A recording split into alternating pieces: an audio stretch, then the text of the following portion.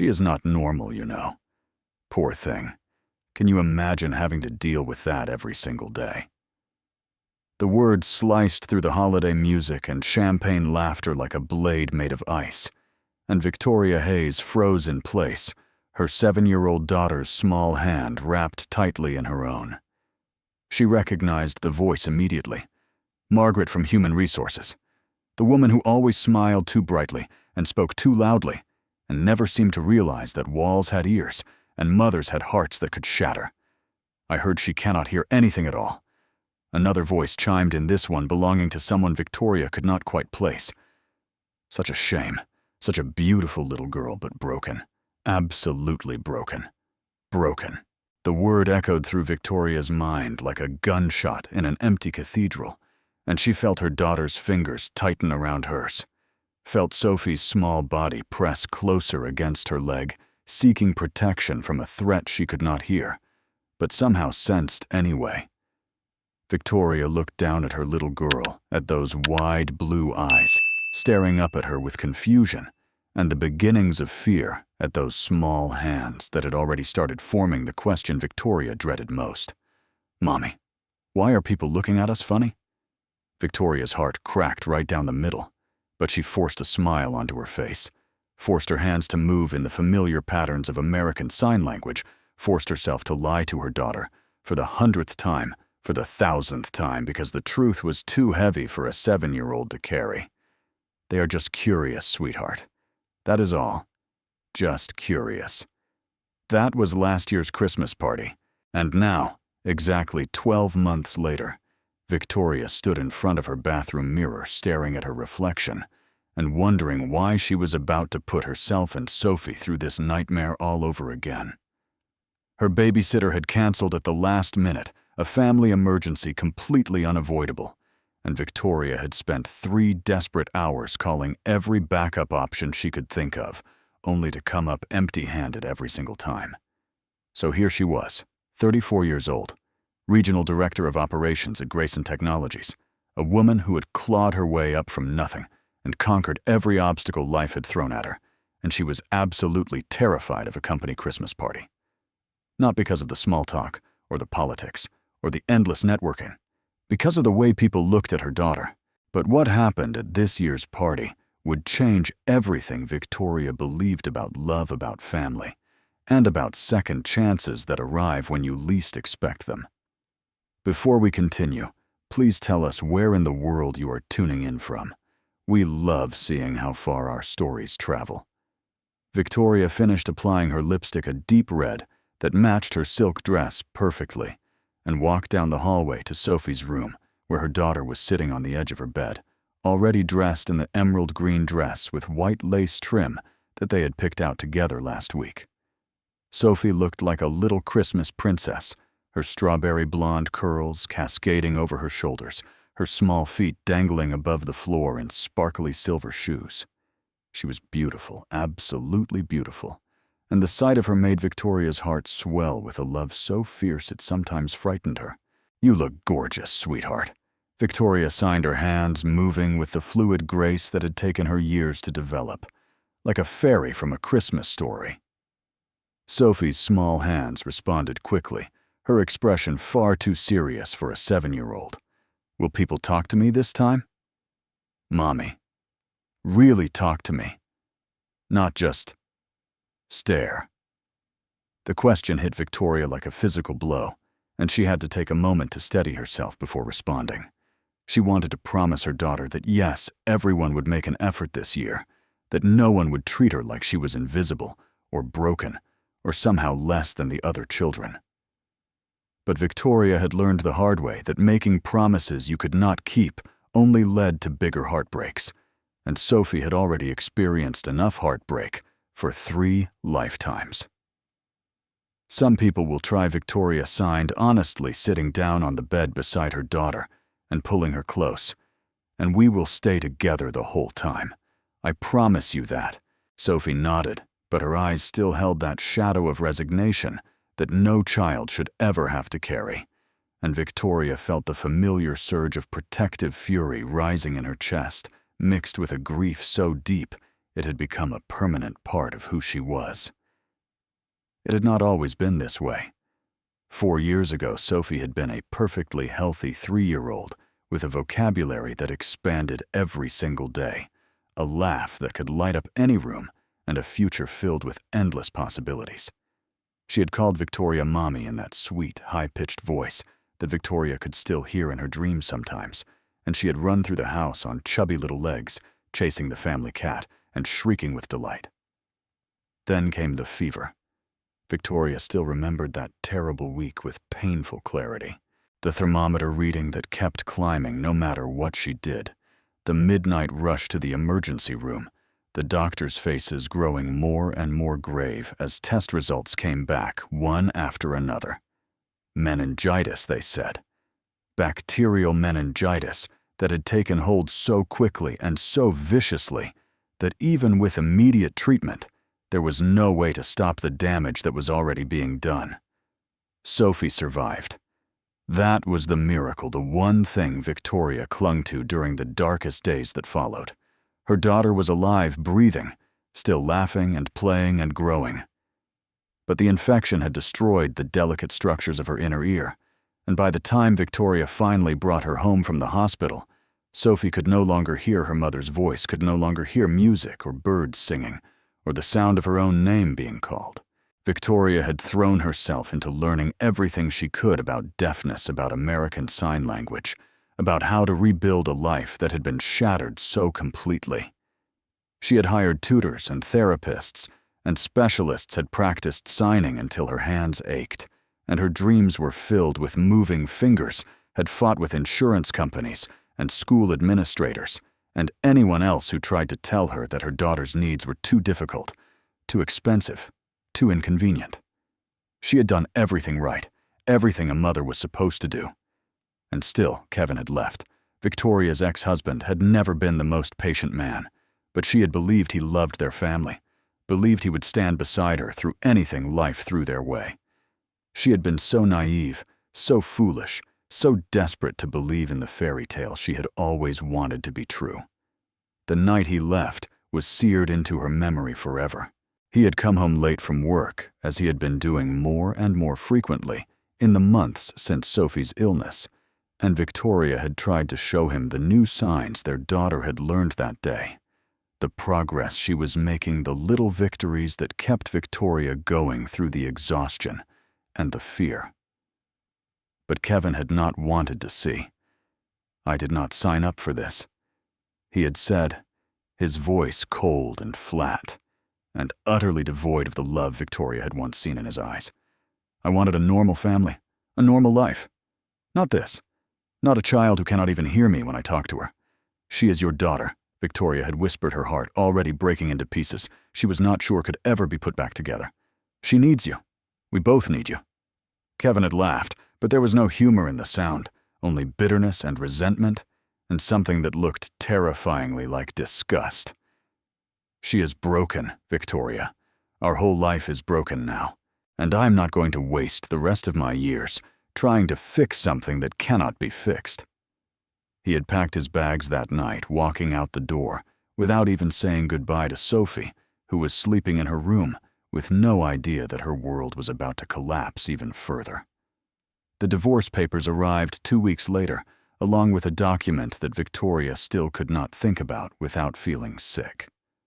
Kevin's voluntary termination of parental rights, signed without hesitation, as if Sophie was nothing more than an unwanted piece of furniture he was discarding during a move. 3 years had passed since that night, and Victoria had built a new life for herself and Sophie, a life that did not include Kevin's cruelty or his inability to see their daughter as anything other than a burden. But the scars remained hidden beneath the surface of her professional competence and her carefully constructed walls, and every time someone looked at Sophie with pity, instead of seeing the brilliant, beautiful, resilient child she truly was, those scars tore open all over again. Victoria pulled Sophie closer, breathing in the familiar scent of her daughter's strawberry shampoo, and made herself a silent promise. She would get through this Christmas party. She would smile and network and pretend everything was fine. And she would protect Sophie from the stares and the whispers, just as she always did, because that was what mothers did, even when their hearts were breaking. The thing about walls is that people only see what you allow them to see, and Victoria Hayes had spent her entire life perfecting the art of controlled visibility. Her colleagues at Grayson Technologies knew her as the woman who had risen from entry-level analyst to regional director in just 8 years. The one who never missed a deadline and never lost her composure and never ever let her personal life interfere with her professional obligations. What they did not know, what almost no one knew, was that Victoria's strength had been forged in fire long before Sophie's illness, long before Kevin's betrayal, long before any of the challenges that had shaped her adult life. She had been 6 years old when her mother left her at a fire station, with nothing but a worn backpack and a handwritten note that Victoria had never been allowed to read. She did not remember much about that day, just fragments of images and sensations. The cold metal of the firehouse bench, the confused faces of the firefighters who had found her, the way her stomach had clenched with hunger and fear and a desperate hope that her mother would come back, that this was all just a terrible mistake. Her mother never came back. Victoria had never known her father. He was a name on a birth certificate, nothing more, a ghost who had vanished before she was even born. So when her mother abandoned her, there was no family waiting in the wings to take her in, no grandparents or aunts or uncles who could provide the stability every child deserves. Instead, there was the foster care system.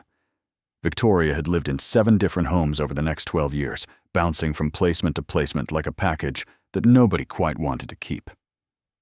Some of the homes had been kind, filled with well-meaning people who tried their best, but ultimately could not handle the long-term commitment of raising a traumatized child. Others had been cold and neglectful places where Victoria learned to make herself small and quiet and invisible, because drawing attention to yourself only led to punishment, or worse, another move to another strange house with another set of rules to learn. She had learned early that love was conditional, that affection could be withdrawn at any moment, that the only person she could truly rely on was herself. She had put herself through college on scholarships and 3 different jobs, sleeping 4 hours a night, and living on ramen noodles and sheer determination. She had clawed her way into the business world with nothing but her intelligence and her work ethic, proving again and again that she was worth something, that she mattered, that she was not going to let her past define her future. When she married Kevin, Victoria had believed she was finally getting the family she had always dreamed about. Here was a man who loved her, who wanted to build a life with her, who looked at her like she was something precious and worth keeping.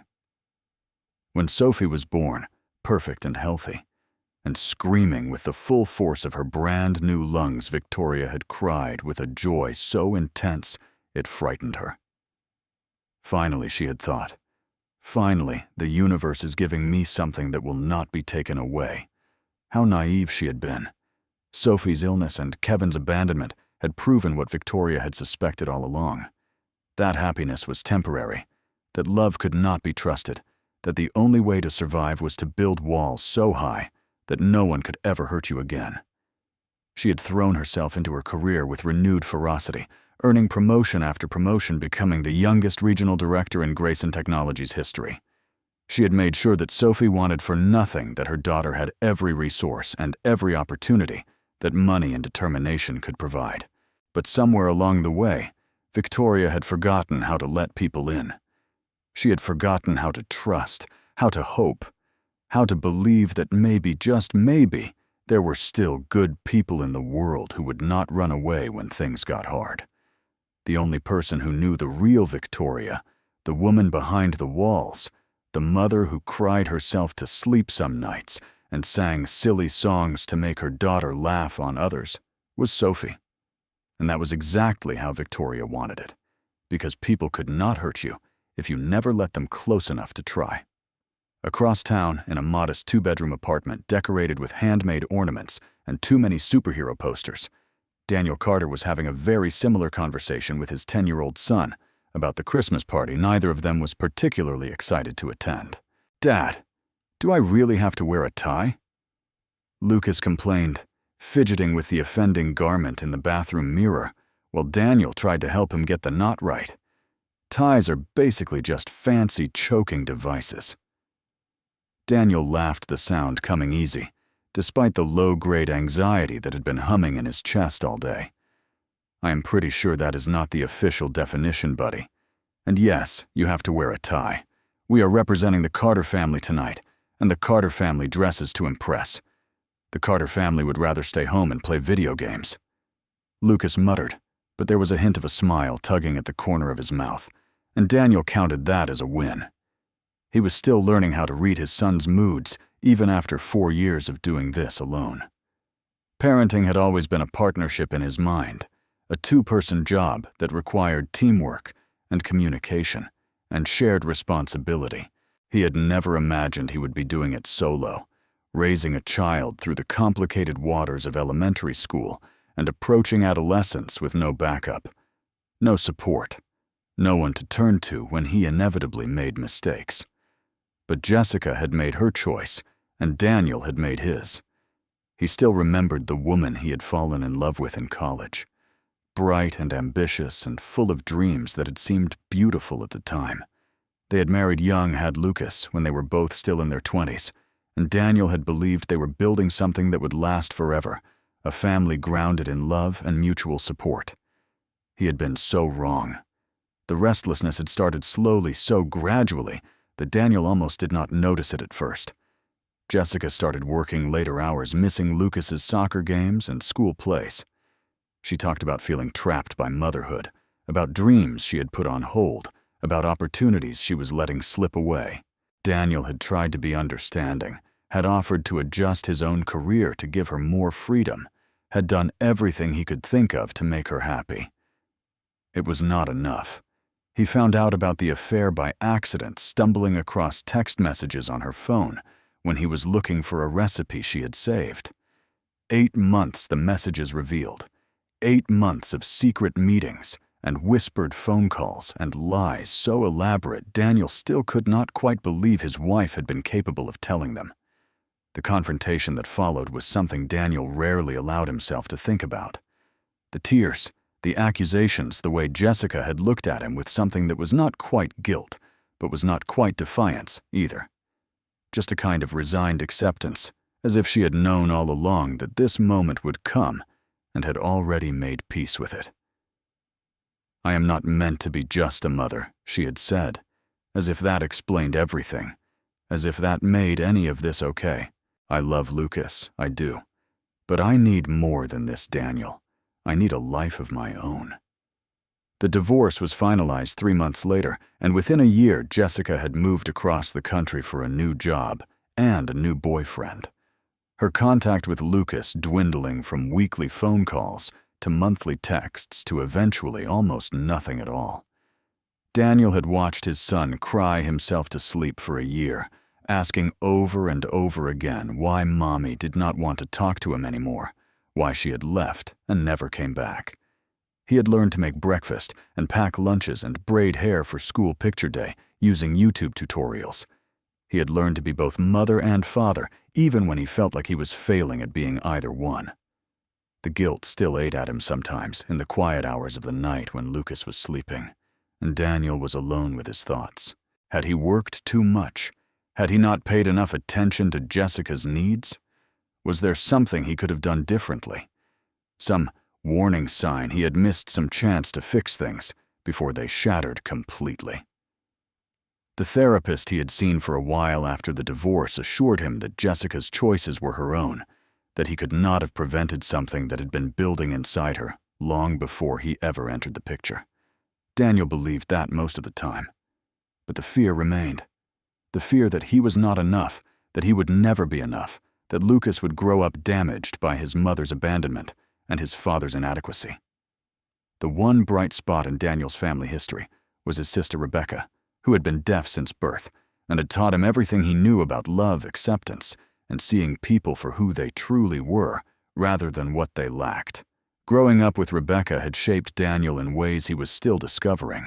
He had learned American Sign Language at the age of 4, signing his first words to his baby sister before he could properly read. He had defended her against bullies throughout their school years, had been her interpreter at countless events and appointments, had watched her overcome every obstacle with a grace and determination that still inspired him. Rebecca was married now, living in another state with a wonderful husband and a successful career as a graphic designer. They video chatted every Sunday, and Daniel always felt better after talking to her, reminded that disability was not a limitation, but simply a different way of experiencing the world. He had moved to this city 8 months ago, looking for a fresh start for both himself and Lucas.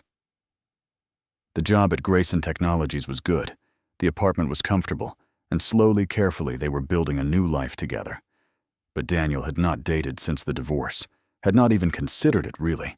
His focus had been entirely on Lucas, on being the best father he could be, on making sure his son never doubted for a single second that he was loved and wanted and valued. Romance seemed like a distant luxury, something that other people had time for people whose lives were not already stretched to the breaking point.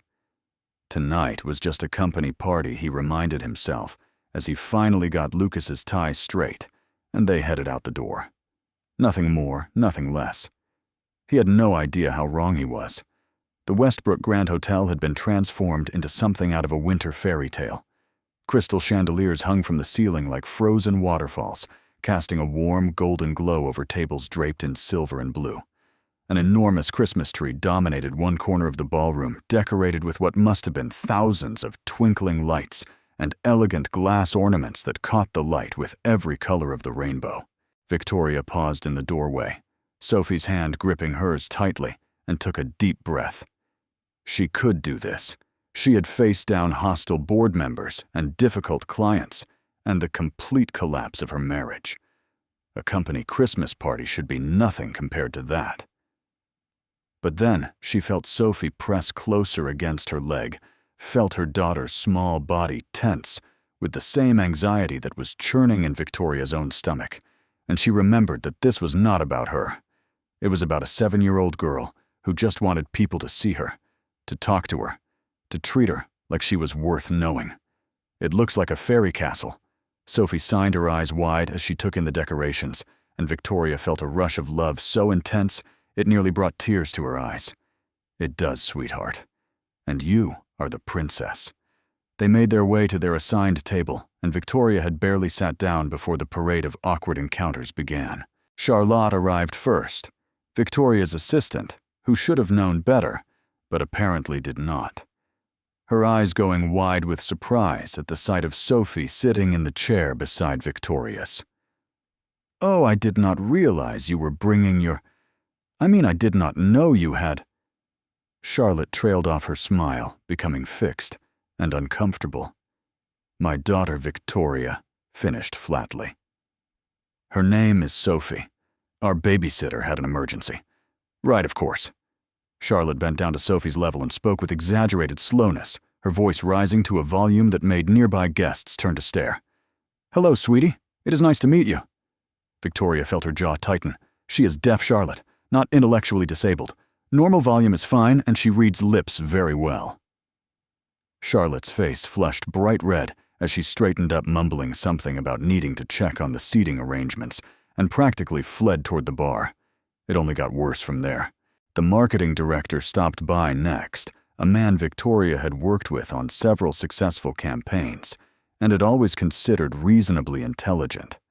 He looked at Sophie with the kind of expression one might reserve for a particularly sad puppy, then spoke to Victoria as if her daughter was not sitting right there.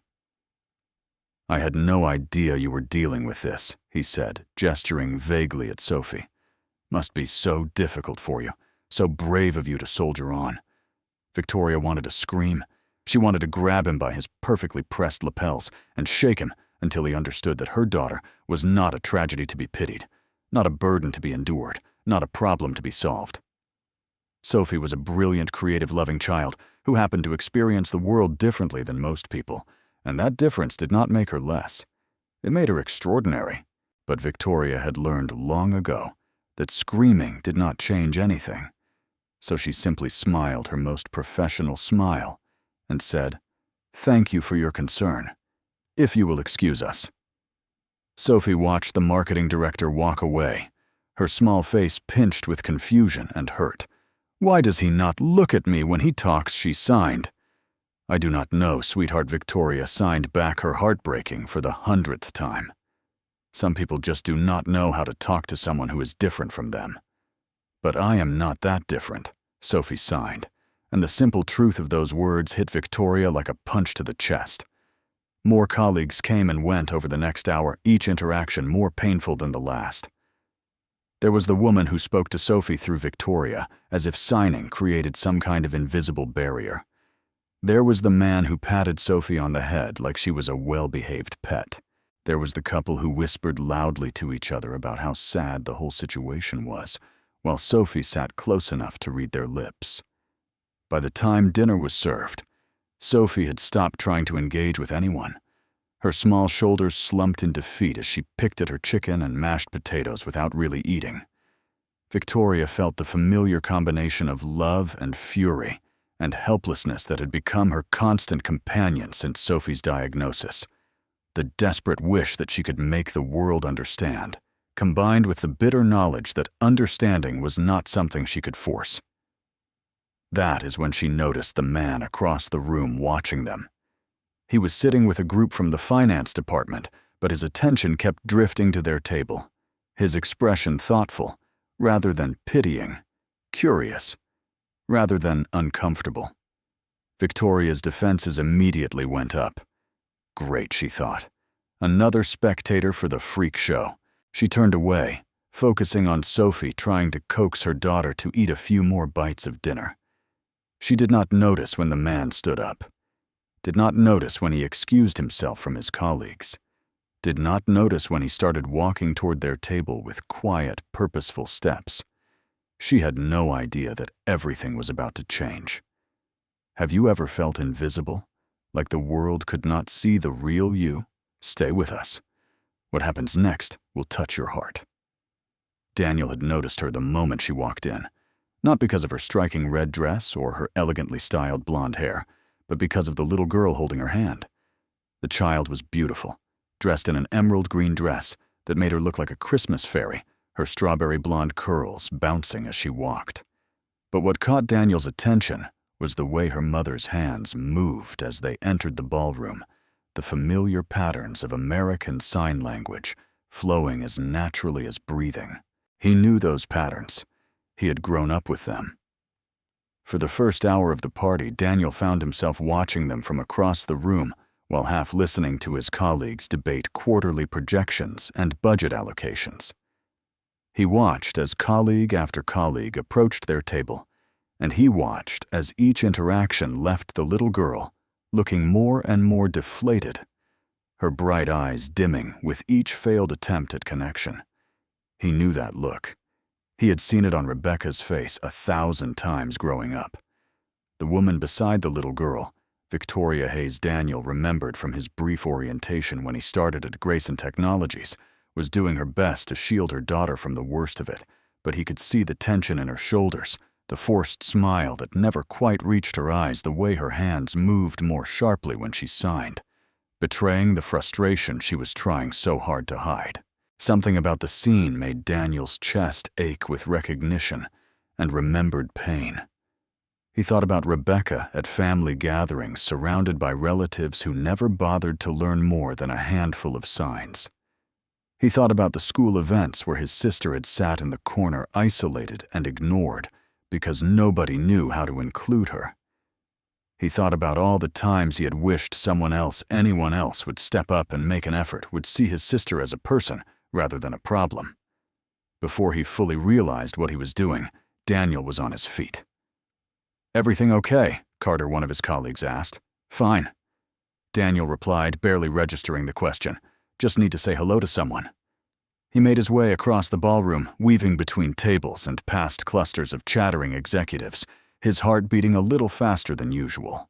He was not sure what he was going to say or do, only that he could not sit there watching this child's spirit being crushed one awkward interaction at a time. As he approached the table, the little girl noticed him first.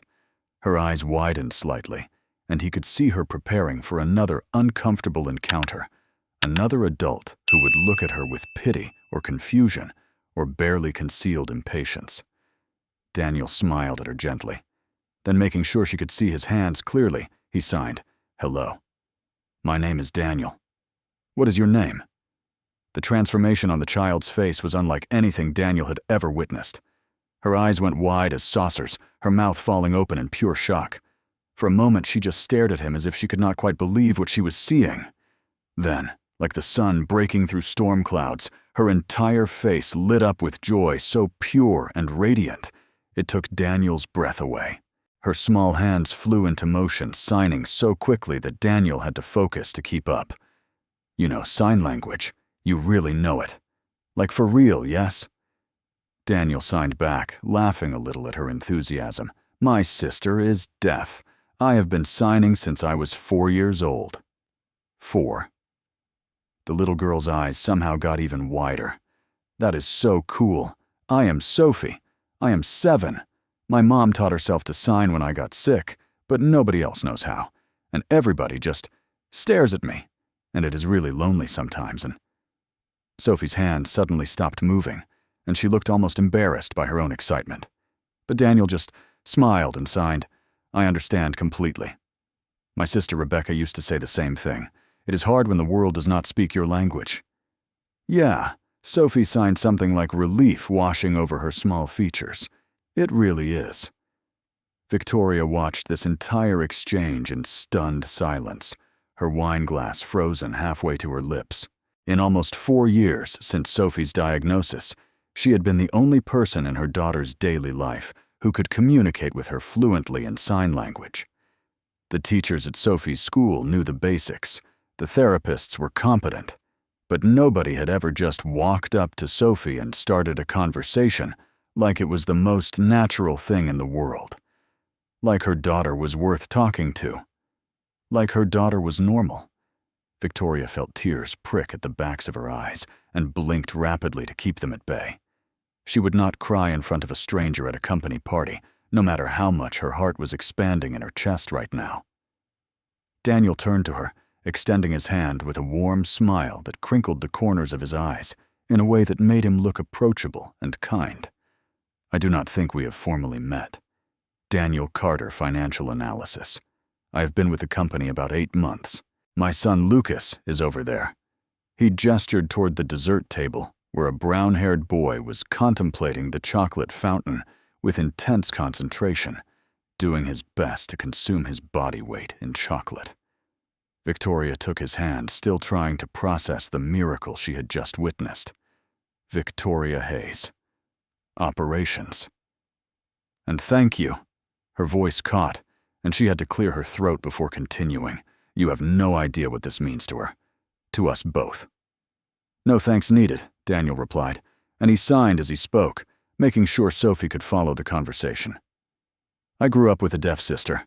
I know how isolating it can be when nobody bothers to learn your language. Sophie seems like an amazing kid, and I thought she might enjoy having someone to talk to."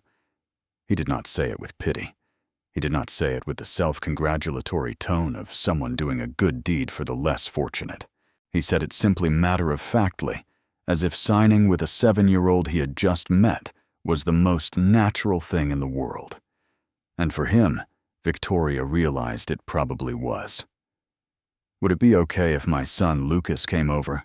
Daniel asked, glancing at Sophie with a questioning look that included her in the decision. "He knows some basic signs. My sister taught him the alphabet and a few phrases when he was younger. I think he would love to practice with a real expert." Sophie's nodding was so enthusiastic, it made her curls bounce. Victoria found herself laughing a genuine laugh that surprised her with its warmth. "I think that is a definite yes." Lucas approached the table with chocolate smeared on one cheek and a slightly nervous expression, the look of a 10-year-old who was not quite sure what his dad had gotten him into, but was willing to go along with it anyway. "Lucas." "This is Sophie," Daniel signed as he spoke, encouraging his son to watch the hand movements. "She is 7 years old and she is an expert at sign language. Sophie, this is my son, Lucas. He is 10, and he is very good at eating chocolate.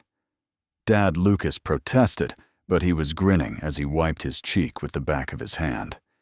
He turned to Sophie and carefully formed the signs his father had prompted. Hello. Nice to meet you.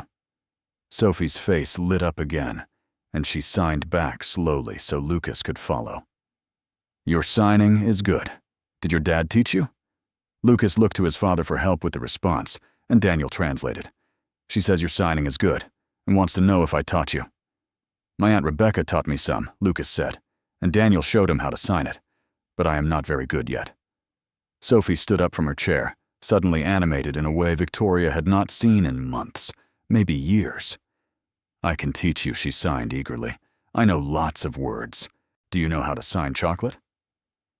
When Lucas shook his head, Sophie immediately launched into a demonstration, her small hands moving through the sign with practiced ease. Lucas tried to copy her, his attempt clumsy, but Ernest and Sophie giggled, actually giggled the sound bright and musical, before gently correcting his hand position. Like this, she signed, showing him again. See chocolate. Now you try. Lucas got it right on the second attempt, and his face broke into a proud grin. That is awesome. What else can you teach me? Within minutes, the two children had moved to a corner of the table, Sophie patiently showing Lucas how to sign Christmas tree, and snow, and presents, while Lucas asked question after question with the enthusiasm of someone discovering a whole new world. Their laughter Lucas's out loud, and Sophie's, silent but visible in the way her shoulders shook and her eyes crinkled, drew smiles from nearby tables. For once, the attention did not feel uncomfortable. People were not staring with pity or confusion. They were smiling at two children being children connecting across a barrier that should not have been a barrier at all. Victoria watched her daughter teaching Lucas with patient concentration, watched the way Sophie's entire posture had changed from defeated to confident, watched the joy radiating from her little girl, like heat from a flame. Her heart felt like it was being squeezed by invisible hands, the pressure building until she thought she might cry after all. She has not smiled like that in public in a very long time, she said quietly to Daniel, her voice thick with emotion she could not quite hide. Maybe ever. I cannot remember the last time she looked so. Happy, Daniel offered gently. Free, Victoria replied. She looks free. Daniel nodded, his own gaze soft as he watched the children. Kids are more resilient than we give them credit for. They just need the chance to be themselves without all the barriers adults put up. Lucas has been so shy since the divorce. He stopped as if he had not meant to share that much, then continued more quietly. But this is the most animated I have seen him in months. Maybe years. Victoria turned to look at Daniel, really look at him for the first time since he had approached their table. He was tall, with kind eyes, and a face that seemed made for smiling, but there were shadows there too. The same shadows she saw in her own mirror every morning. The shadows of someone who had been through something hard and come out the other side changed, perhaps wounded, but still standing. Divorce is never easy, she said carefully, not wanting to pry, but wanting him to know she understood. No, Daniel agreed. It is not. But we are doing okay, Lucas and me. We are figuring it out together. Across the table, Sophie was teaching Lucas the sign for friend, and Victoria watched her daughter's small hands move with the confidence and pride of someone sharing something precious. Friend, Sophie signed. Now you. Lucas copied the movement, his tongue poking out with concentration. Friend, he repeated, speaking the word as he signed it. Sophie beamed and pointed at Lucas, then at herself. Friends, Lucas nodded enthusiastically, signing the word back to her. Friends. And just like that, two lonely children who had never met before became friends. The dinner courses came and went, soup, salad, entree, dessert, but Victoria barely noticed what she was eating. For the first time in years, she was having an actual conversation at a company event, one that did not feel forced or superficial or exhausting in the way social interactions had become since Sophie's diagnosis. Daniel was easy to talk to in a way that surprised her. He asked questions about her work, real questions that showed genuine interest, not the kind of polite small talk designed to fill silence, and he listened to her answers with focused attention, as if what she had to say actually mattered to him. Operations director must be demanding, he said, signing as he spoke, so Sophie could follow along when she glanced over from her conversation with Lucas. Keeping all the moving parts synchronized, managing multiple teams, making sure nothing falls through the cracks. That takes a special kind of mind. Victoria felt herself smiling, genuinely smiling at the compliment. It is complicated sometimes, but I like it. I like solving problems, figuring out how to make things work better. It is satisfying watching everything come together. I can tell, Daniel said. The way you talk about it, your whole face lights up. Victoria blinked, caught off guard by the observation. She could not remember the last time someone had noticed something like that about her, something that had nothing to do with Sophie or her circumstances as a single mother. She felt seen in a way she had not in years, and it was both thrilling and terrifying. What about you? She asked, steering the conversation away from herself. Financial analysis sounds, honestly, it sounds like it could be either fascinating or incredibly boring, depending on who you ask. Daniel laughed, the sound warm and genuine. Fair enough. I'm firmly in the fascinating camp, obviously, but I understand that not everyone gets excited about spreadsheets and fiscal projections. He leaned forward slightly, his eyes brightening with enthusiasm. But there is something about finding patterns in the numbers, seeing how all the pieces fit together to tell a story about a company's health, its potential, its future. Numbers do not lie. They are honest in a way that people sometimes are not. Honest, Victoria repeated, turning the word over in her mind. That is not usually how people describe financial work. Maybe not, but it is how I have always seen it. Daniel's smile softened. My sister Rebecca says I am weird. She is probably right. Victoria found herself laughing again, the sound coming easier than it had in months. Your sister sounds like she knows you well. She does. She has known me longer than anyone else, and she still puts up with me, so I figure she must love me, at least a little. They talked about Daniel's sister then, about growing up in a household where sign language was as natural as breathing, where Rebecca's deafness was simply part of who she was, rather than something to be fixed, or pitied, or worked around. Daniel told stories about defending his sister against bullies who did not understand her, about learning to interpret for her at school events and doctor's appointments, about the ways Rebecca had shaped who he became as a person. She taught me to see beyond the surface. Daniel set his gaze drifting to where Sophie and Lucas were now comparing their favorite desserts from the chocolate fountain, to look for the person underneath, whatever package they come in. People used to assume Rebecca was less intelligent because she could not hear, and she is one of the smartest people I have ever known. She is a successful graphic designer, now married to an amazing guy living her best life. But getting there was not easy. She had to fight for every opportunity, prove herself over and over again, when hearing people only had to prove themselves once. Victoria felt her throat tighten with recognition. That is what I'm afraid of for Sophie. She admitted the words coming out before she could stop them. I'm afraid she's going to spend her whole life fighting just to be seen as equal, just to be given the same chances as everyone else. It is exhausting even thinking about it, and I am not the one who has to live it. She will have to fight. Daniel agreed gently. I will not lie to you about that. But she will also have you in her corner, and that makes all the difference. Rebecca says the hardest part was not the deafness itself.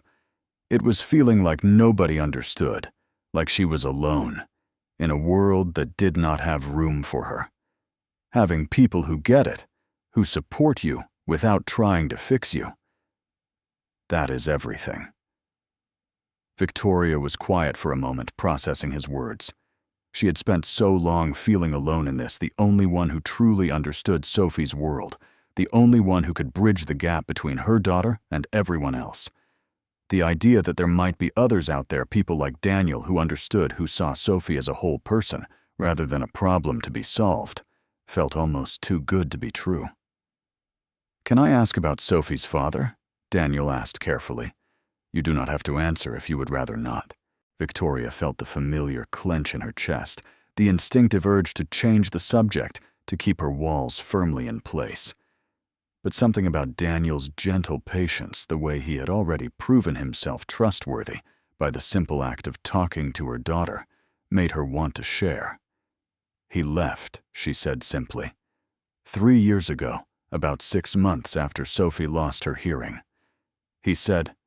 Her voice caught, and she had to take a breath before continuing. He said she was broken, that he had not signed up for a disabled child.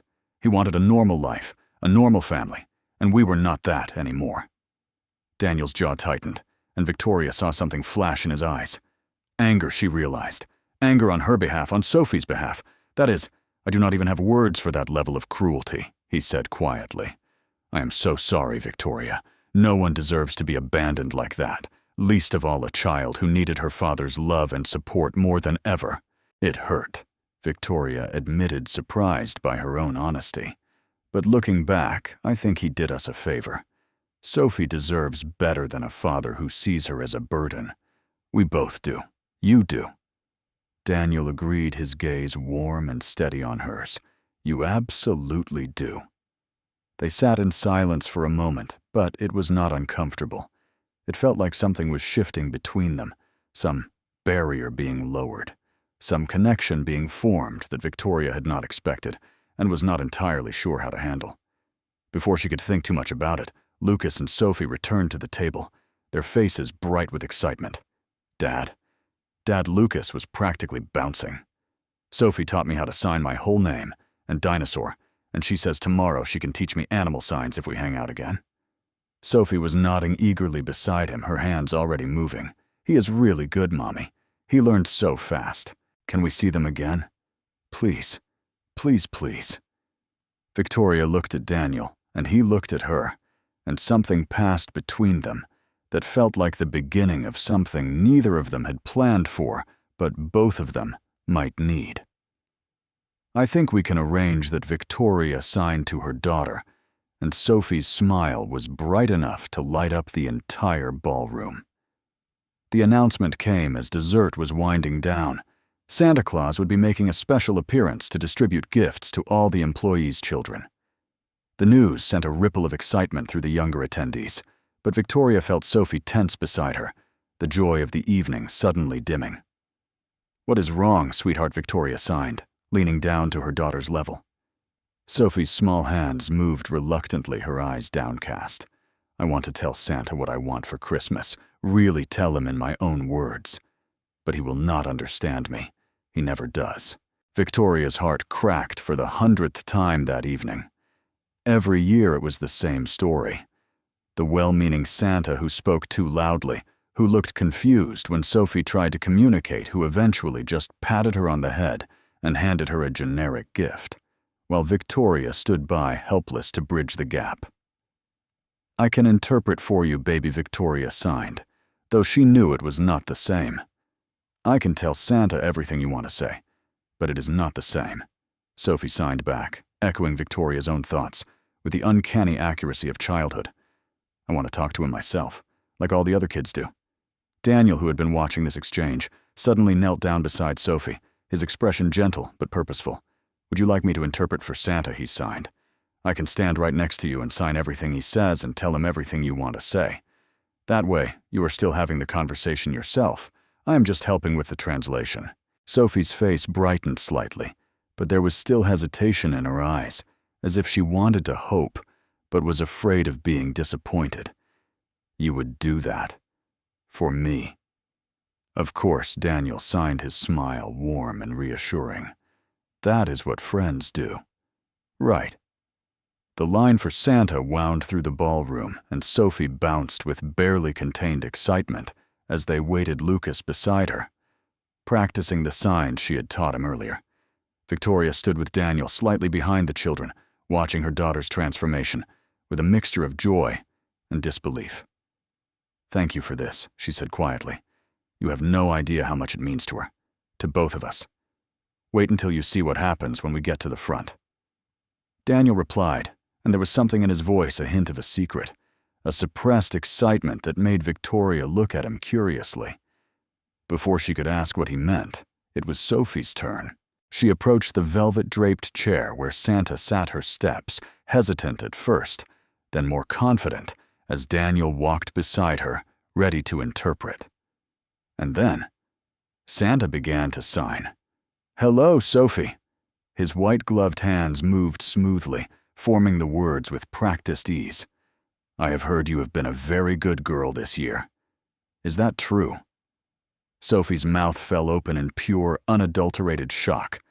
For a moment, she just stood there staring at Santa's moving hands, as if she could not quite believe what she was seeing. Then her whole face transformed, blooming into the biggest smile Victoria had ever seen on her daughter's face. "You know sign language." Sophie's hands flew through the question with explosive excitement. "You really know it." Of course, Santa signed back, his eyes twinkling above his fluffy white beard. "I have to be able to talk to all the children too. Now tell me, what would you like for Christmas this year?" What followed was a full animated conversation between Sophie and Santa, their hands dancing through the air as Sophie shared her Christmas wishes, and Santa responded with warmth and humor and genuine engagement. Victoria watched through tears that she no longer tried to hide, watching her daughter have the Christmas moment that every child deserved, but that Sophie had never been able to experience before. When the conversation finally ended, Sophie threw her arms around Santa in a hug so tight, the man laughed out loud, then ran back to Victoria with her gift clutched to her chest and her face shining with joy. "He understood me. Mommy, he talked to me. Just to me." Sophie's hands were moving so fast Victoria could barely keep up. "I told him what I wanted, and he listened, and he said he would do his best, and he understood." Victoria knelt down and wrapped her arms around her daughter, holding her close while tears streamed down her face. "I know, baby. I know. It was beautiful." Later, after Sophie had calmed down enough to compare gifts with Lucas, Victoria cornered Daniel near the refreshment table. That was not a coincidence, was it? She asked, her voice trembling with emotion. Santa knowing sign language. Daniel looked slightly sheepish, but pleased. "I may have made a few phone calls this week. When I saw the employee list and noticed your name with the accommodation note for a deaf child, I reached out to the event coordinator. Took some doing, but we found a Santa who was fluent in ASL." Victoria stared at him, struggling to process what she was hearing. "You did this before we even met." "For a child you had never seen, everyone deserves to have their Christmas wishes heard," Daniel said simply. "And when I saw how people were treating Sophie tonight, I was glad I had made the effort. She is an amazing kid, Victoria. She deserves to be treated like one." Victoria did not know what to say. For 3 years, she had been fighting alone, fighting the insurance companies and the school system, and the endless stream of people who saw her daughter as less than. She had never expected anyone else to fight beside her, had never dared to hope that someone might see Sophie the way she did. And here was this man, this stranger who had gone out of his way to give her daughter a moment of magic for no reason other than kindness. "Thank you," she whispered, and the words felt entirely inadequate for what she was feeling. "I do not know how to thank you enough." "You just did," Daniel replied, and his smile was like sunshine breaking through clouds. Across the ballroom, Sophie was showing Lucas her gift, a beautiful illustrated book about sign language, and teaching him how to sign Santa, while Lucas's face scrunched up with concentration. Victoria looked at her daughter, really looked at her, and saw something she had not seen in years. Hope. Sometimes, angels come disguised as strangers. If you believe in unexpected miracles, hit that like button. The party was winding down, guests beginning to collect their coats and say their goodbyes, but the 4 of them, Victoria and Sophie, Daniel and Lucas, still lingered in the hotel lobby. None of them quite ready to let the evening end. Outside the tall glass windows, snow had begun to fall in earnest, fat white flakes drifting down from the dark December sky and catching the light from the hotel's Christmas decorations like tiny dancing stars. Sophie pressed her nose against the glass, her breath fogging the surface as she watched the snow accumulate on the sidewalk, and Lucas stood beside her, signing Snow over and over again with the enthusiasm of a new convert to a wonderful religion. I should probably get them home, Victoria said reluctantly, though her feet made no move toward the door. It is getting late, and Sophie has swimming lessons in the morning. Of course, Daniel agreed, though his expression suggested he was no more eager to end the evening than she was. Then, almost hesitantly, he added, "Would you both like to come to our place for Christmas dinner? Nothing fancy, just me and Lucas, and probably too much food because I always cook more than we can eat. But we would love to have you." Victoria hesitated.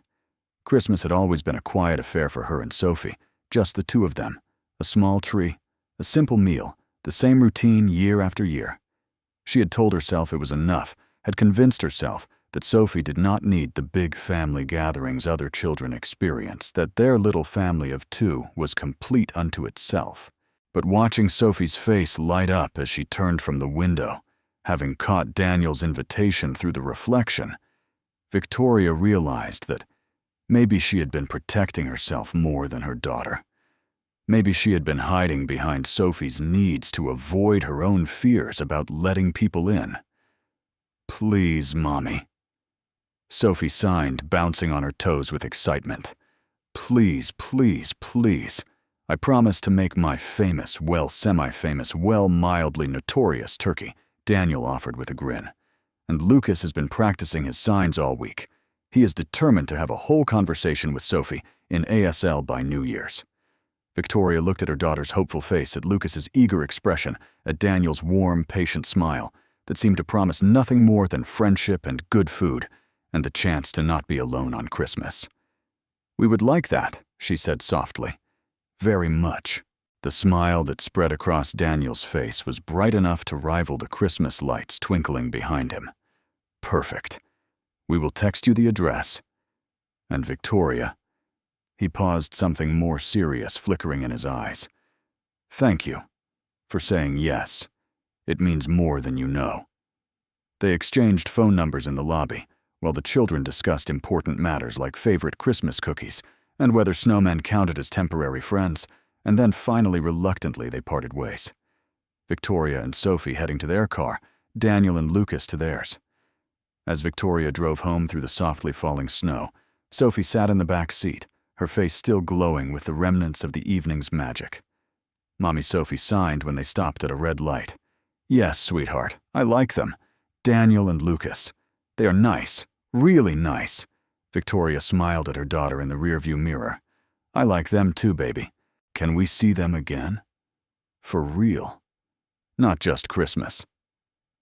Victoria thought about Daniel's kind eyes, his patient signing, the way he had looked at Sophie like she was any other child.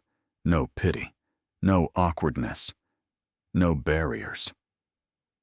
She thought about how it had felt to have an actual conversation at a company party, to laugh without forcing it to feel seen for the first time in years.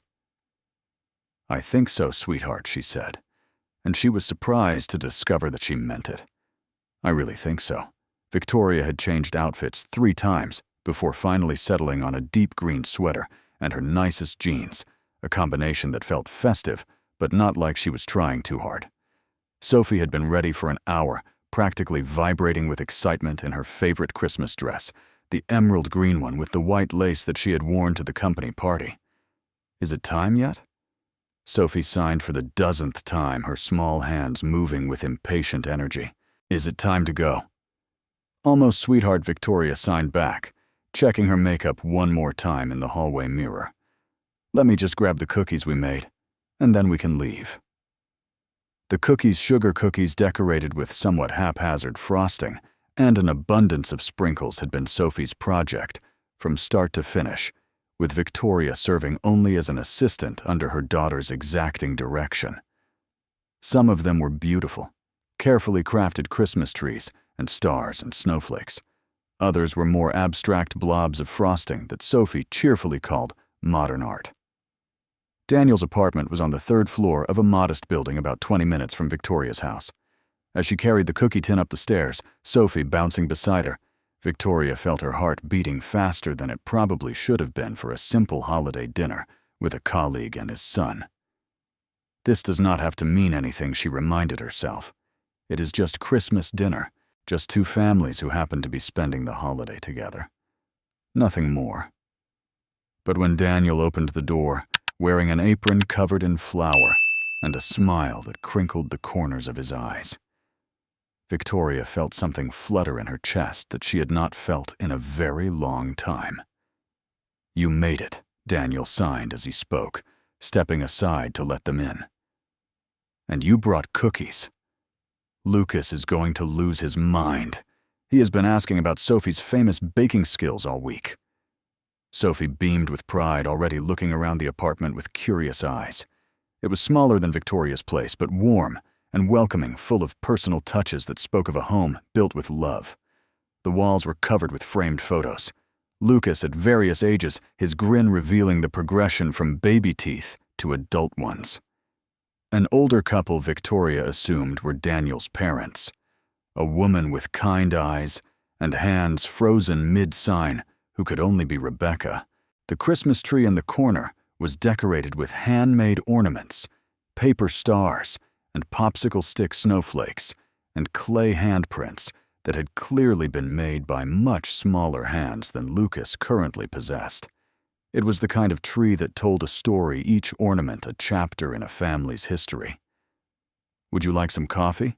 Daniel asked, leading Victoria into the small but well-equipped kitchen. "Fair warning, I make it strong. My sister says I could use it to strip paint, but I choose to view that as a compliment." "Strong is good," Victoria replied, settling onto a stool at the breakfast bar. "I have not slept properly in about 7 years. I can handle anything at this point." Daniel laughed, and the sound was warm and natural, and did something complicated to Victoria's heartbeat. Single-parent solidarity. Lucas went through a phase at age 5 where he refused to sleep unless I lay on the floor next to his bed.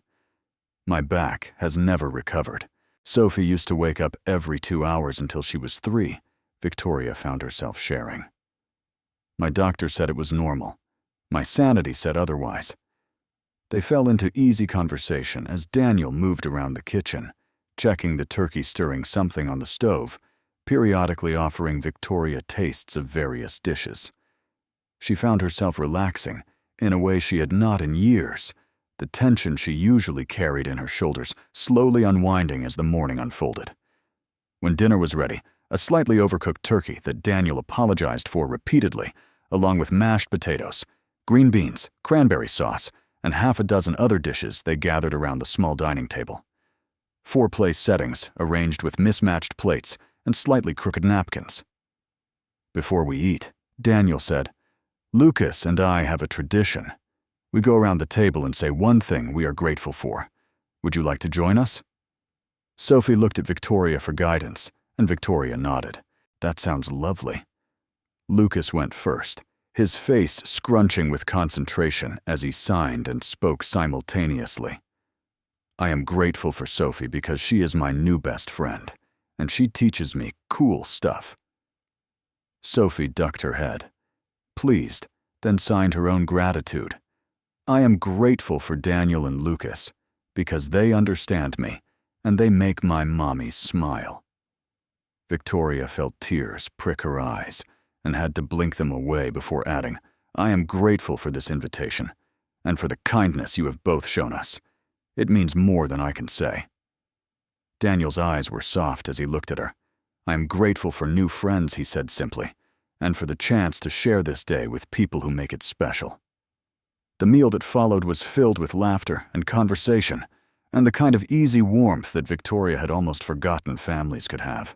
The children told increasingly ridiculous knock-knock jokes, each one worse than the last, while the adults exchanged knowing glances over their heads. Daniel convinced Lucas to try Brussels sprouts by promising extra dessert. Victoria watched Sophie teach Lucas the sign for disgusting when he pretended to gag on them. After dinner, they retired to the living room for a movie, a classic Christmas film that the children had apparently agreed upon through some negotiation process Victoria had missed. Sophie curled up against Victoria's side on one end of the couch. Lucas sprawled on the other end, leaning against Daniel. The adults' eyes met over the children's heads, and something passed between them, that felt like recognition, like understanding, like possibility. As the credits rolled and two children dozed sleepily against their parents, Victoria realized she had not felt this content in years. Maybe ever. "Thank you for this," she said softly to Daniel over the sleeping children's heads. "It is the best Christmas we have had in a long time." "Same here," Daniel replied, his voice equally quiet.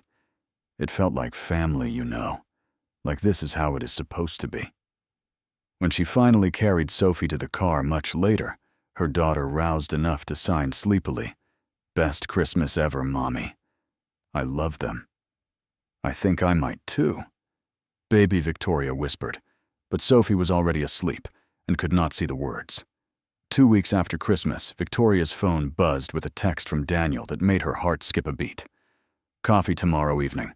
Just the two of us, Mrs. Patterson next door. Can watch. Lucas and I found this place that has amazing pastries and terrible lattes. I am told that is the optimal combination." Victoria stared at the message for a full 5 minutes, her thumb hovering over the keyboard as a war waged inside her chest. It had been so long since she had been on anything resembling a date, years, if she was honest with herself. The idea of putting herself out there, of opening up to the possibility of connection, and inevitably the possibility of rejection and pain, made her stomach clench with anxiety. But then she thought about Daniel's kind eyes, his patient signing, the way he made Sophie laugh. She thought about how light she had felt on Christmas Day, how easy it had been to talk to him, how he had looked at her like she was more than just a single mother struggling to keep her head above water. "Yes," she typed back, before she could talk herself out of it. "But I am judging heavily on the pastry quality." "Fair enough." 7 p.m., it is a date. She hit send, and then immediately panicked because she had used the word date. And what if he did not mean it like that? What if this was just a friendly coffee between colleagues? What if she had just made everything awkward? Her phone buzzed again, looking forward to it. The coffee shop was small and cozy, tucked into a corner of a neighborhood Victoria had never explored before. Daniel was already there when she arrived, seated at a table by the window with 2 mugs of coffee and a plate of pastries that did indeed look amazing. "You were not kidding about the lattes," Victoria said after taking her first sip, making a face that made Daniel laugh. "This is genuinely terrible. Told you. But try the croissant. It will change your life." She tried the croissant. It did, in fact, change her life. For the next 4 hours they talked, really talked in a way that Victoria had not talked to anyone in years, maybe ever. They talked about their jobs and their kids and their favorite books and movies. They talked about Daniel's sister, Rebecca, and how growing up with her had shaped his understanding of communication and connection. They talked about Victoria's divorce, and Daniel shared more about his own. The affair, the betrayal, the pain of watching his son cry for a mother who had chosen to leave. The hardest part was not her leaving. Daniel admitted, his fingers wrapped around his cold coffee mug. The hardest part was watching Lucas wonder what he did wrong, why his mommy did not want to be with him anymore. I could not explain it to him, because I did not understand it myself. I still do not. Not really. Victoria nodded slowly. Kevin never even tried to stay in Sophie's life, signed away his parental rights like she was an unwanted subscription he was canceling. She does not remember him much, which is probably a blessing, but sometimes she asks why other kids have daddies, and she does not, and I never know what to say. Daniel reached across the table, his hand covering hers. The touch was gentle questioning, and Victoria did not pull away. "She has you," he said quietly. "That is worth more than a father who would see her as less than whole. You are an incredible mother, Victoria. Anyone can see that." "How can you be so sure?" Victoria asked, the question coming out more vulnerable than she had intended. "You barely know us." "I know enough," Daniel replied, his thumb tracing gentle circles on the back of her hand. "I know that you learned an entirely new language so you could communicate with your daughter. I know that you have built a successful career while raising her alone. I know that she looks at you like you hung the moon. And I know," he paused, choosing his words carefully, that I have not been able to stop thinking about you since the night of the Christmas party. Victoria's breath caught. I have not stopped thinking about you either, she admitted, and that terrifies me. Why? Because the last time I let someone in, he destroyed me. He looked at our daughter and saw a burden, a defect, something broken that needed to be discarded. If I let you in, and you end up feeling the same way, I will not, Daniel said firmly. I grew up with Rebecca. To remember, I learned a long time ago that different does not mean less.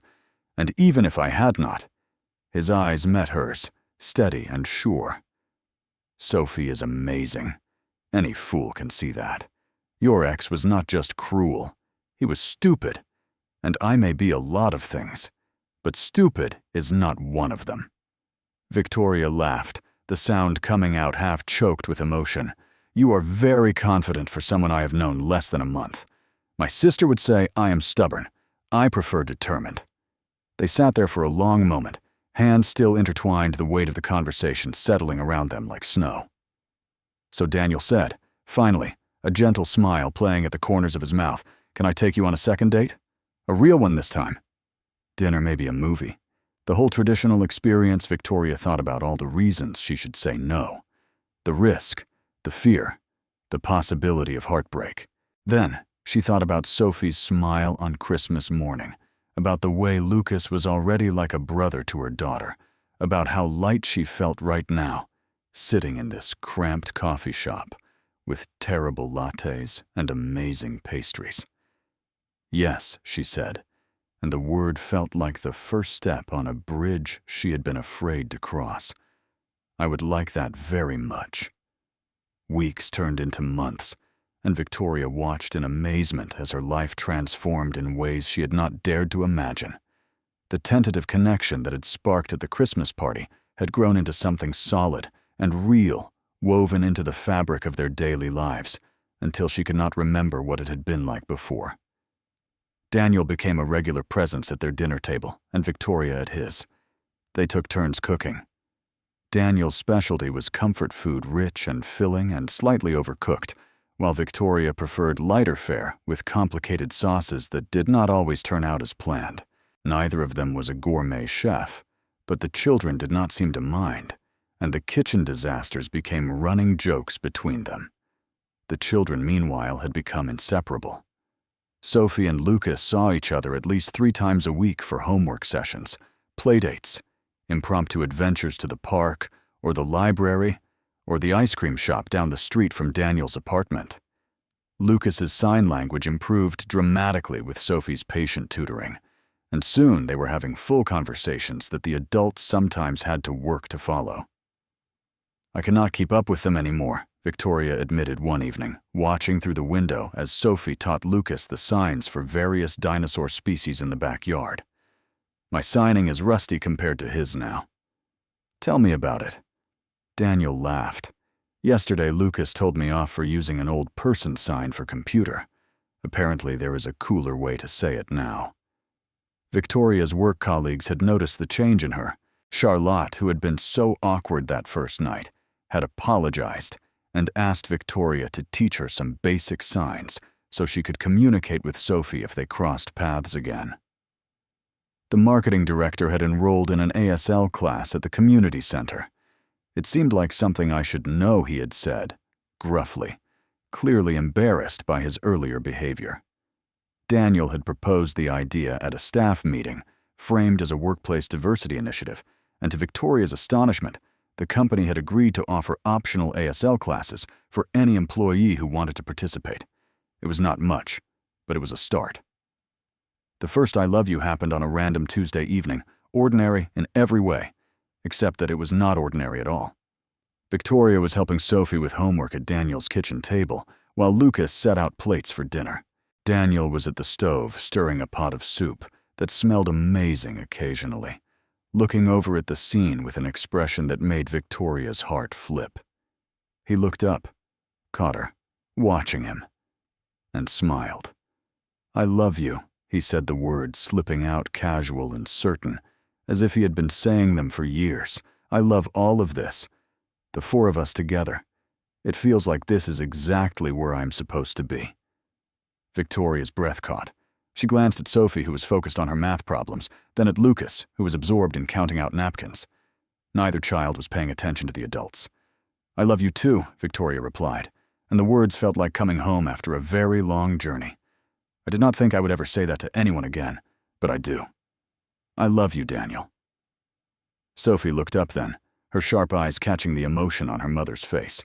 "What are you talking about?" She signed. Victoria hesitated for only a moment before signing back. "Daniel says he loves us." Sophie's face broke into a huge grin. "I know, Mommy." She signed back as if this were the most obvious thing in the world. "Lucas already told me, and I love them too. Can we move in together?" Victoria's eyes went wide, and she looked at Daniel, who had clearly caught the last part of the exchange and was trying very hard to keep a straight face. "Maybe we should talk about that later." Sweetheart, Victoria signed, her cheeks flushing, but Sophie just shrugged and went back to her homework, completely untroubled by the bombshell she had just dropped. The relationship progressed naturally after that, neither of them pushing or forcing, just allowing things to unfold in their own time. 4 months after the Christmas party, Victoria found herself thinking of Daniel's apartment as a second home and her house as his. Their routines had merged without either of them quite noticing. Sunday morning pancakes, Wednesday movie nights, Friday evening pizza with all 4 of them gathered around the TV. It was not perfect. They had their first real fight in month 5, a misunderstanding about schedules that escalated until both of them were saying things they did not mean. Victoria's old fears came roaring back. She packed Sophie's bag and was halfway out the door before Daniel caught her arm. "Do not," he said, his eyes filled with pain and understanding. "Do not run. Please, we can figure this out. I am not good at this." Victoria admitted, tears streaming down her face. "I do not know how to fight and stay. Everyone I have ever cared about has left." "I am not leaving," Daniel said firmly. "Not because of a stupid argument. Not ever. We are a team, Victoria. Teams work through problems. They do not abandon each other at the first sign of trouble. They stayed up all night talking, working through not just the immediate disagreement, but the deeper fears underneath.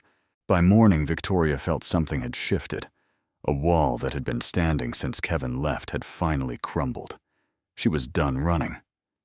The news that Daniel's sister Rebecca was coming for a visit sent Victoria into a spiral of anxiety that she tried very hard to hide and failed at completely. "She is going to hate me," Victoria said for the 3rd time, pacing back and forth in her living room while Daniel watched from the couch with an expression of patient amusement. "She is going to think I am not good enough for you.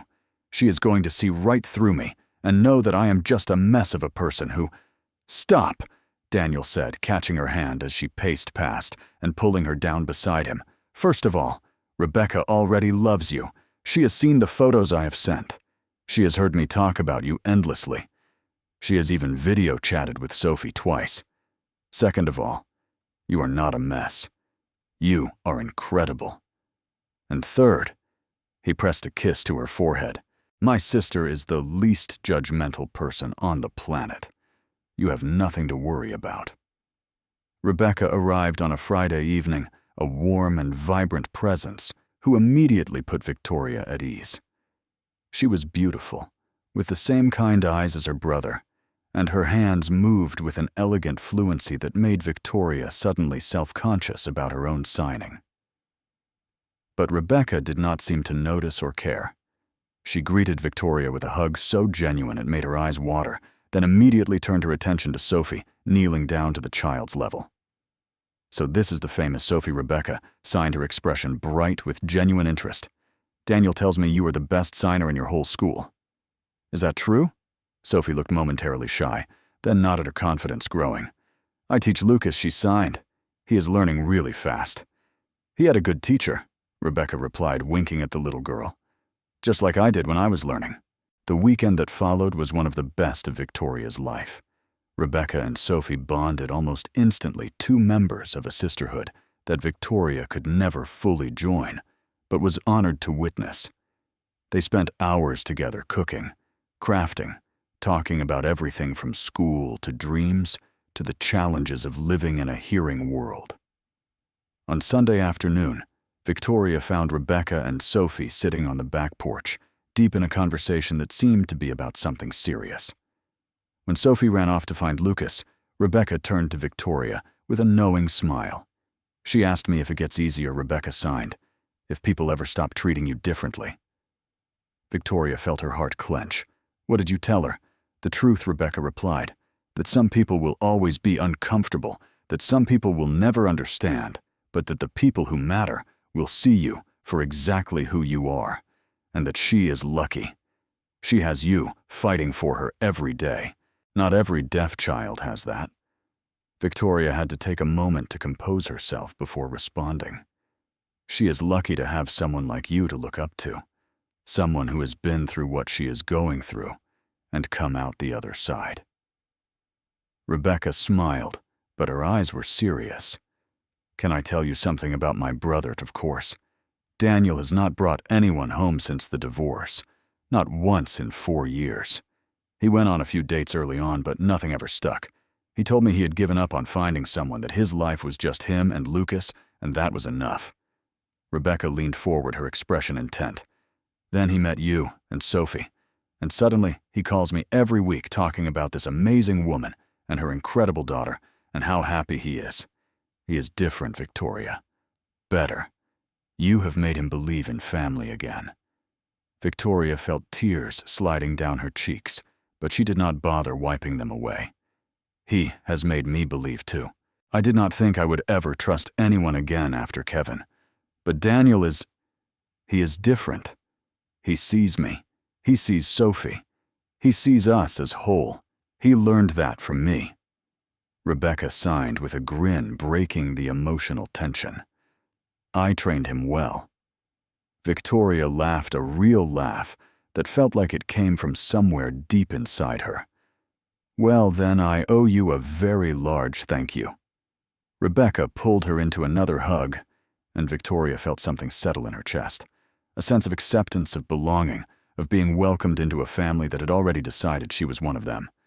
When Rebecca left on Monday morning, she hugged Victoria tightly and signed, "Welcome to the family."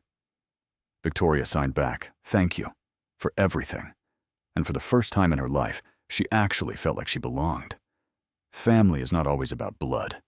Sometimes it is about who chooses to show up.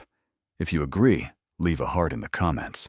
6 months into the relationship, everything was going perfectly, which was exactly why Victoria woke up one night in a cold sweat, her heart pounding with terror. She had dreamed of Kevin, dreamed of standing at an altar in a white dress, watching him walk away from her, just like he had in real life, his back straight and uncaring as she called out for him to stay. But this time, when she turned around, Daniel was walking away too, and Lucas and even Sophie, all of them leaving her alone in an empty church that stretched forever in every direction. She lay in the darkness of her bedroom, staring at the ceiling, trying to convince herself it was just a nightmare, just her subconscious processing old fears. But the feeling would not go away. The gnawing certainty that this was too good to be true, that something was going to go wrong, that she was going to lose everything all over again. Over the next few weeks, Victoria found herself pulling back. She made excuses to skip dinners at Daniel's apartment. She was too tired from movie nights, too busy for weekend outings. Sophie did not understand what was happening, and her confusion made everything worse. Why are we not seeing Daniel and Lucas? She signed one evening. Her small face creased with worry. Did they do something wrong? Did I do something wrong? No. Sweetheart, Victoria signed back, hating herself for the lie. We have just been busy, that is all. But Daniel noticed. Of course he noticed. He noticed everything. We need to talk, he said, when he came over one evening after Sophie had gone to bed, and the house was quiet. His voice was gentle but firm, and there was pain in his eyes that Victoria knew she had put there. Daniel, Something changed, he interrupted. A few weeks ago you were happy. We were happy. And now you are pulling away, and I do not know why, and it is killing me not knowing. So please, his voice cracked just slightly. Please just tell me what is going on. Victoria closed her eyes. feeling the familiar urge to run building in her chest. She could make an excuse, could push him away for good, could protect herself from the pain that was surely coming. But then she thought about Sophie's confused face. She thought about Lucas, who had started calling her Victoria instead of Miss Hayes, and sometimes, shyly, almost Mom. She thought about everything she would be throwing away if she let fear win. I am scared, she whispered, the words ripping out of her like they were being pulled by force. I am so scared, Daniel. This is moving too fast. Sophie calls you Dad Daniel now. What if you leave? What if you wake up one day and decide we are too much, that she is too much? What if you look at her the way Kevin did and realize you do not want this life? Daniel was quiet for a long moment, and Victoria could feel her heart cracking in anticipation of the rejection she was certain was coming. Then he crossed the room and wrapped his arms around her, holding her so tightly she could barely breathe. I am not Kevin, he said into her hair. I will never be Kevin. I knew exactly what I was getting into when I walked across that ballroom to talk to Sophie. I chose you, both of you, and I am not going to unchoose you just because things get hard. You cannot promise that Victoria sobbed years of held-back tears finally breaking free. Nobody can promise that. You are right, Daniel admitted, pulling back just far enough to look into her eyes. I cannot promise that nothing will ever go wrong. I cannot promise that we will not fight, that there will not be challenges, that life will not throw curveballs at us. But I can promise that I will never give up on us. Never. Because you and Sophie are not burdens to me. You are gifts. You are the family I did not even know I was looking for. I do not know how to do this, Victoria confessed. I do not know how to trust, how to let someone in without waiting for them to leave. Then we will figure it out together, Daniel said. One day at a time. One conversation at a time. And whenever you feel scared, you tell me, and we work through it. Deal. Victoria looked at this man who had walked into her life 6 months ago and changed everything, this man who signed to her daughter and fought for her happiness and refused to give up on her even when she tried to push him away. Deal, she whispered, and she meant it. The phone call came on a Thursday afternoon while Victoria was in the middle of a conference call and Daniel was finishing up a report. Both of their phones buzzed simultaneously with the school's number, and they exchanged worried glances across the office floor before stepping out to answer. Lucas was in the principal's office. He had gotten into a fight. Daniel made it to the school first, with Victoria arriving 10 minutes later. Lucas was sitting in a chair outside the principal's office, his jaw set in a stubborn line and his knuckles red and slightly swollen. When he saw his father, his expression flickered between defiance and shame. What happened? Daniel asked, crouching down to his son's level. Tyler Matthews was making fun of Sophie. Lucas said, his voice trembling with barely contained fury. He called her the deaf girl and said she was weird and broken. He said, Lucas's face crumpled. He said she was defective, like she was a product with something wrong with her. Daniel's heart clenched. So you hit him? I told him to stop first. Lucas said desperately. I told him that Sophie was my friend, and she was perfect the way she was, and he did not know anything. But he just laughed and kept saying those things, and I could not just let him. He broke down completely. Then tears streaming down his face as all the anger drained out of him and left only the hurt behind. That is what Mom said about me. Lucas whispered so quietly Daniel almost did not hear him. When she left, she said I was too much work, that she needed a real life. Tyler said Sophie was broken, but Mom thought I was broken too. She left because I was defective. The words hit Daniel like a physical blow. He had known intellectually that Lucas struggled with feelings of abandonment. But hearing his son articulate it so clearly, the belief that his mother had left because there was something wrong with him was devastating in a way he had not been prepared for. Lucas, look at me, Daniel said, his voice fierce. You are not defective. You are not too much work. You are the best thing that has ever happened to me, and your mother leaving had nothing to do with you. That was her choice, her failure, not yours. Never yours." "Then why did she go?" Lucas asked, his voice small and broken. Daniel did not have a good answer for that. He did not think he ever would, so he just pulled his son into his arms and held him while Lucas cried out years of pain and confusion. Victoria arrived in the middle of this, and without a word, she sat down beside them and wrapped her arms around them both. Lucas looked up at her with eyes red from crying. "I am sorry I hit him," he said, "but he was saying terrible things about Sophie. I could not let him." Victoria's eyes filled with tears. "You defended her," she said softly. "You stood up for someone you love." "She is my sister," Lucas said, and the simplicity of the statement, the certainty, took everyone's breath away. "Maybe not by blood, but she is my sister, and nobody talks about my sister like that." Later, after the principal had been dealt with and a suspension had been discussed and ultimately commuted to detention, due to the circumstances, the four of them gathered in Daniel's living room. Sophie had learned what happened, and her response had been immediate and overwhelming. She ran to Lucas and wrapped her arms around him so tightly he laughed despite everything. "You are my best friend," she signed when she finally pulled back. "My brother. I love you too." Lucas signed back, his movements clumsy but heartfelt. "And I will always protect you, always." Victoria and Daniel watched this exchange with hearts so full they thought they might burst. "We are not just dating anymore," Daniel said quietly. "We are a family, a real family." Victoria nodded, reaching over to take his hand. "I know, and I am not scared anymore."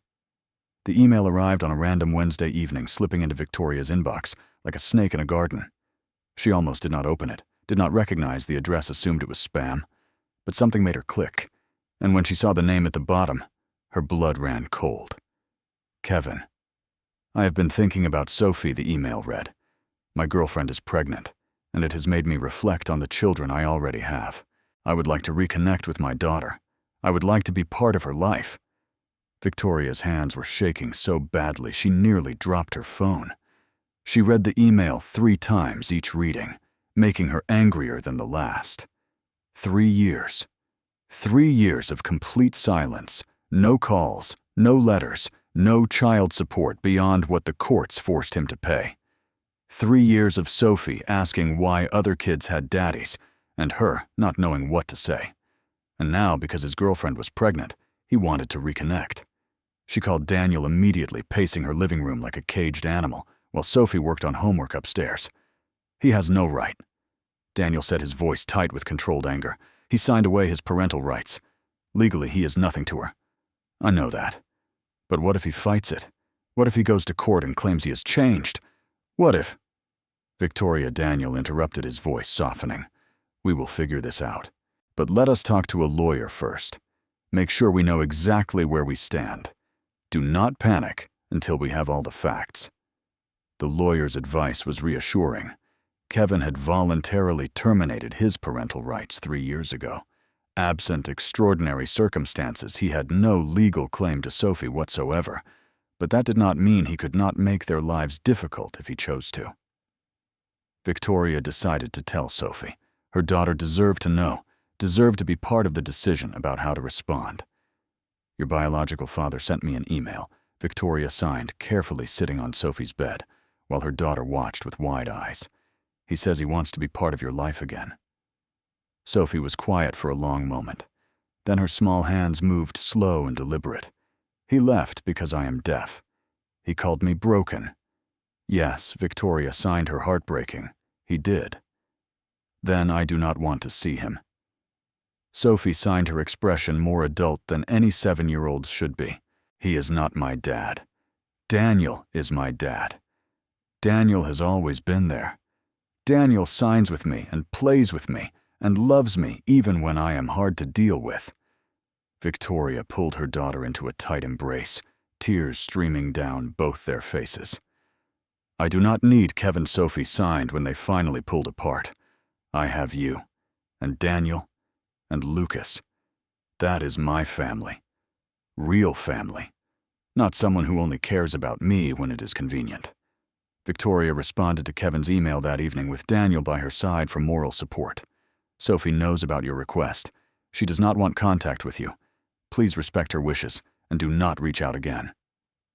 Kevin's reply came within an hour, angry, defensive, accusing Victoria of turning his daughter against him. She read it once, then deleted it without responding. Some ghosts did not deserve the power to haunt you anymore. 1 year. It had been exactly 1 year since Victoria had reluctantly dragged Sophie to a company Christmas party, expecting nothing but awkward stares and painful interactions. 1 year since a man she had never met had walked across a ballroom and spoken to her daughter in the language of her heart. 1 year since everything had changed. And now, as Victoria got dressed for what she thought was just another work event at the same hotel, she had no idea that everything was about to change again. Daniel says we have to look extra nice tonight, Sophie signed as she twirled in her new emerald green dress, the same color she had worn that fateful night a year ago, but a new style that made her look like she had grown up impossibly fast. Did he say why? Victoria asked, adjusting the straps of her red silk dress in the mirror. Sophie just grinned and shrugged with the exaggerated innocence of a child who knows a secret. The Westbrook Grand Hotel looked beautiful as always, decorated for the holidays with the same crystal chandeliers and twinkling lights that Victoria remembered from the previous year. But as they walked through the lobby, Victoria noticed that Daniel was steering them away from the main ballroom toward a smaller event space at the end of the hall. "Where are we going?" she asked, suddenly suspicious. "You will see." Daniel replied, his hand warm and steady on the small of her back. He pushed open the doors, and Victoria stopped breathing. The room was empty except for a single table in the center, set with candles and flowers and their favorite wine. Fairy lights were strung across the ceiling like a galaxy of stars, and soft music played from somewhere she could not identify. "Daniel, what? I wanted to bring you back here," he said, his voice slightly unsteady. "To the place where everything started. Because I have something I need to ask you."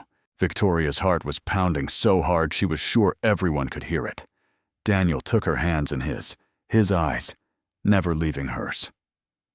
"1 year ago, I saw a little girl sitting alone at a party, surrounded by people who did not know how to see her.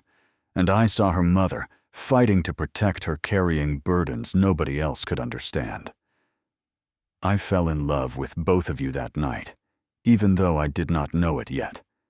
Behind Victoria, a door opened, and Lucas and Sophie appeared, each carrying a handwritten sign. Lucas's said, "Will you?" and Sophie's, written in the finger-spelled ASL alphabet, said, "Marry our daddy." Victoria's hand flew to her mouth, tears already streaming down her face. Daniel dropped to one knee, pulling a small velvet box from his pocket. "Victoria Hayes, you have made me believe in love again. In family. In forever. You and Sophie have given me a reason to hope, a reason to try, a reason to be the best man I can be." He opened the box, revealing a simple, elegant ring that caught the candlelight and sparkled like the fairy lights above. "Will you marry me? Will you let us be a family officially, legally?" Forever, Victoria could not speak. She could not even breathe. She just nodded over and over, tears streaming down her face, while Sophie and Lucas cheered, and Daniel slipped the ring onto her finger and then pulled her into his arms. "Yes," she finally managed to whisper. "Yes, yes, yes." Sophie crashed into them first, her small arms wrapping around both adults with surprising strength. Lucas followed a second later, and the four of them stood there in the candlelight, a tangle of arms and laughter and tears. "I told Santa last year," Sophie sighed when she finally pulled back her face, glowing with joy. "I told him I wanted a daddy who could talk to me. And he sent you, Daniel. You were my Christmas wish." Daniel knelt down to Sophie's level tears in his own eyes. "And you were mine," he signed. "You and your mother. The best gift I ever received." Victoria watched them, this man who had walked into her life, a stranger, and become her everything. This boy who treated her daughter like a sister. He had been born to protect this daughter, who had found the father she deserved, and felt her heart crack open with a joy so fierce it was almost painful. This was family. This was forever. The wedding took place on a perfect spring afternoon in a garden venue that Victoria had chosen, specifically because it was accessible open and bathed in natural light. The guest list was small, close friends, Daniel's family colleagues, who had become genuine friends over the past year, but the love filling the space was enormous. Victoria walked down the aisle in a simple white gown, her blonde hair cascading over her shoulders, her eyes fixed on Daniel waiting at the altar. Beside her, Sophie walked proudly, her emerald dress, matching the spring foliage, serving as both flower girl and junior bridesmaid. Lucas stood next to his father as best man, his face serious with the weight of the occasion. Rebecca stood near the altar ready to provide sign language interpretation for Sophie throughout the ceremony. But when the time came for vows, Daniel stepped forward and signed along with every word he spoke, making sure his soon-to-be daughter could understand each promise he was making. "Victoria," he said, his hands moving with practiced grace, "I promise to love you in every language I know. I promise to support you, to challenge you, to grow with you. I promise to be the partner you deserve in good times and bad, in health and sickness, in every season of our lives." He turned to face Sophie, kneeling down so he was at her eye level. And Sophie, he signed, speaking the words aloud so the guests could hear, "I promise to be the father you deserve, to protect you, to encourage you, to help you become everything you are meant to be. I promise to never stop learning how to communicate with you, and to never let a day go by without telling you how much I love you." Sophie was crying. They all were. But she was smiling too, her hands moving quickly to respond. "I love you, Dad," she signed. And the word, Dad, not Daniel. Not Dad. Daniel. But simply Dad made the entire gathering dissolve into tears. Victoria's vows were equally beautiful, her voice steady despite the emotion threatening to overwhelm her. "Daniel, you saw my daughter when the rest of the world looked away. You learned her language, fought for her happiness, and loved us both when we had forgotten how to let ourselves be loved. I promise to spend the rest of my life being worthy of that gift." She turned to Lucas, reaching for his hand. "And Lucas, I promise to be the mother you deserve, to support your dreams, to bandage your wounds, physical and emotional, and to love you with everything I have. You defended my daughter when she needed a champion. Now, I promise to be yours." Lucas hugged her so tightly it took her breath away. The ceremony concluded with a simple exchange of rings and a kiss that seemed to last forever. Then the children joined them at the altar, and the officiant pronounced them a family now and forever. The reception that followed was filled with laughter and dancing and too much cake. Sophie taught a group of guests a dance she had invented using sign language movements. Lucas gave a speech that made everyone cry, telling the story of how he had known from the first moment he saw Sophie that she was going to be his sister. As the evening wound down and the stars came out above the garden, Victoria found herself standing with Daniel at the edge of the dance floor, watching their children spin under the fairy lights. "We did it," she whispered. "We actually did it." "We are just getting started," Daniel replied, pulling her close. "This is only the beginning." The Westbrook Grand Hotel was decorated exactly as Victoria remembered. The same crystal chandeliers, the same twinkling lights, the same massive Christmas tree dominating the corner of the ballroom. But everything else had changed. Victoria stood near the entrance, watching as her family made their way through the crowd. Daniel was carrying 2-year-old Grace on his hip, their surprise addition conceived after they had both accepted that their family was complete and then discovered that the universe had other plans. Sophie, now 10, walked beside Lucas, the two of them, deep in a signed conversation that moved too fast for most adults to follow.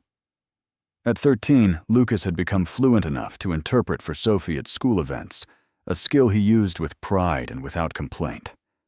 The company Christmas party looked different now, too. There was an ASL interpreter stationed near the stage for any deaf employees or guests. Several of Victoria's colleagues waved at Sophie with signed greetings, the result of the company-wide sign language classes that had become one of the most popular optional programs in Grayson Technology's history. Remember when you dreaded this party? Daniel asked, appearing at her side with Grace reaching out for her mother. Victoria took the toddler, pressing a kiss to her daughter's cheek. I remember being terrified. I remember wanting to protect Sophie from all those stares and whispers. I remember thinking that bringing her here was the worst idea I had ever had. And now Victoria looked around the ballroom at Sophie teaching a group of colleagues' children how to sign reindeer at Lucas, helping an elderly board member with the correct hand shape for Merry Christmas at the sign language interpreter, patiently translating the company president's speech. Now I know that it was the best decision I ever made, because it led me to you. Daniel smiled, wrapping an arm around her waist. To be fair, I am the one who walked across the room. You were fully prepared to sit there alone all night. Details. Victoria laughed. Sophie ran up to them, her face flushed with excitement. Mom, Dad, look. She pointed across the room, where a new employee, a young woman in a wheelchair, was being introduced to colleagues with the help of the ASL interpreter. She is deaf too. Can I go say hi? Of course, sweetheart, Victoria signed. Go make a friend. Sophie practically skipped across the room, and Victoria watched as her daughter introduced herself with the same confident grace that Daniel had shown 3 years ago. The new employee's face transformed with surprise and joy, the same expression Sophie had worn that first night when she realized someone could speak her language. The circle continues, Daniel murmured. Victoria nodded, tears pricking at her eyes. Because of you. Because you were brave enough to walk across a room and say hello to a lonely little girl. Because you were brave enough to let me. Grace began babbling in Victoria's arms, her tiny hands making the approximation of the sign for cookie that Sophie had been patiently teaching her. Victoria laughed, passing the toddler back to Daniel. Your daughter is hungry. She's always hungry. Takes after her brother. Lucas appeared beside them, Sophie and her new friend in tow. Mom, Dad, this is Amanda. She just moved here, and Sophie is going to help her learn the best ASL jokes. Nice to meet you, Amanda. Victoria signed. Welcome to Grayson Technologies. Amanda's face was bright with happiness. Thank you. I was so nervous about this party. I did not know anyone would understand me. But Sophie found me, and now. She gestured around the room at the interpreter, at the colleagues, attempting clumsy signs at the family surrounding her. I feel like I might actually belong here. Victoria's heart swelled to the point of bursting. This was the legacy of that first Christmas party. Not just her own happiness, not just her family, but a ripple effect that kept spreading outward, touching lives she would never know, creating connections she could never have imagined. Because Daniel had been brave enough to walk across a room, because Victoria had been brave enough to let someone in, because sometimes the greatest gifts are not wrapped in paper and bows, but in moments of connection and bridges built across silence in families formed not just by blood, but by choice and understanding and love. As the evening wound down and the family gathered their things to leave, Sophie tugged on Victoria's sleeve. Best Christmas party ever, she signed. Victoria looked at her daughter, confident, happy, surrounded by people who loved her, and felt tears of joy sliding down her cheeks. Best Christmas everything, she signed back. Forever.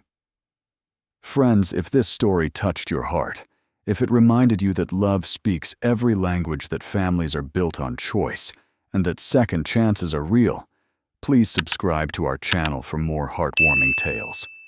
Hit that like button if you believe in unexpected miracles. Share this video with someone who needs to remember that different is not less, it is just different. Drop a heart in the comments and tell us where you are watching from. We love seeing how far our stories travel around the world, because sometimes all it takes is learning someone else's language to change a life forever. Thank you for watching. We will see you in the next story.